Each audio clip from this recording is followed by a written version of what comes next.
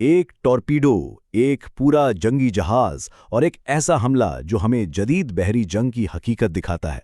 आज हम एक ऐसे ही ड्रामाई वाक़े की गहराई में जाएंगे ताकि उसके पीछे की टेक्नोलॉजी, हिकमत अमली और तारीख को समझ सकें। तो सवाल यह है कि आखिर ये हुआ कैसे? एक अमेरिकी आबदूज और सिर्फ एक टॉर्पीडो एक पूरे ईरानी जंगी जहाज को समुंदर की तह में भेज देता है। चलें बहरे हिंद में पेश आने वाले इस वाक़े का जायजा लेते हैं, एक ऐसा मंजर जो दूसरी जंगे अजीम के बाद से नहीं देखा गया। अंधेरी रात है, श्रीलंका के साहिल से कुछ दूर। हमारा हदफ आयरिस डीना, एक भारी हथियारों से लैस ईरानी फ्रिगेट, अपने तकरीबन 180 मल्लाहों के अमले के साथ सफर पर है। और फिर हमला होता है, इंतहाई तेजी से। सुबह के ठीक 5 बजे एक मार्क 48 टॉर्पीडो जहाज के पिछले हिस्से से टकराता है। सिर्फ 8 मिनट बाद जहाज से एक फौरी इमदादी कॉल भेजी जाती है, लेकिन अब बहुत देर हो चुकी थी। सुबह 7 बजते बजते आयरिस डीना लहरों के नीचे हमेशा के लिए गायब हो जाता है। अमले को संभलने का कोई मौका ही नहीं मिलता। जरा सोचें, 3000 पाउंड का ये हथियार, इसका असर कितना तबाहकुन होगा। धमाके की कुव्वत इतनी शदीद थी कि उसने पूरे जंगी जहाज को एक लम्हे के लिए पानी से ऊपर उठा दिया और फिर जहाज का प्रोपल्जन सिस्टम भाप बनकर उड़ गया। हाँ, 32 मलाहों को बचा लिया गया, लेकिन 180 के हमले में से 80 से ज्यादा लोग अपनी जान से हाथ धो बैठे। ये सिर्फ एक हमले का इंसानी नुकसान था जो वाकई बहुत बड़ा है। तो सवाल ये पैदा होता है कि एक आबदोज इतने बड़े और तारीक समंदर में अपने शिकार को ढूंढती कैसे है? इसका जवाब ज़ेरे आब जंग की टेक्नोलॉजी में छुपा है। अच्छा, इसका सारा कमाल है सोनार का। एक होता है एक्टिव सोनार जो पिंग की आवाज़ें भेजता है, लेकिन उससे आबदूज की अपनी पोजीशन भी जाहिर हो जाती है। इसीलिए अमरीकी आबदूजें एक जदीद पैसिव सिस्टम इस्तेमाल करती हैं। ये सिस्टम बिल्कुल खामोशी से सुनता है और अपनी मौजूदगी का एहसास दिलाए बगैर ही पूरे समंदर का नक्शा बना लेता है।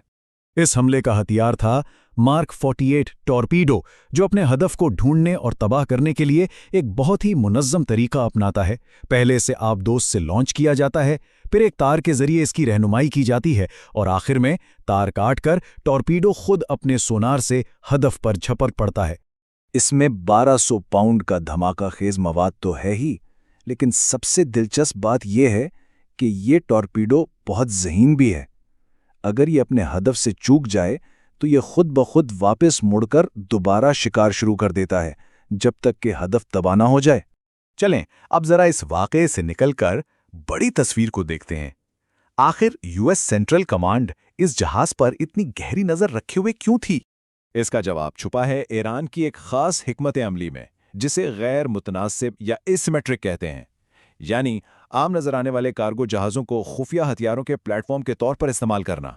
और ये तस्वीर इस खतरे को बिल्कुल साफ दिखाती है। शायद मैदवी जैसे कंटेनर जहाज़ों को खुफिया तौर पर बैलिस्टिक मिसाइलों से लैस किया गया है, यानी ये तैरते हुए मिसाइल लॉन्चर हैं जो किसी की नज़र में नहीं आते।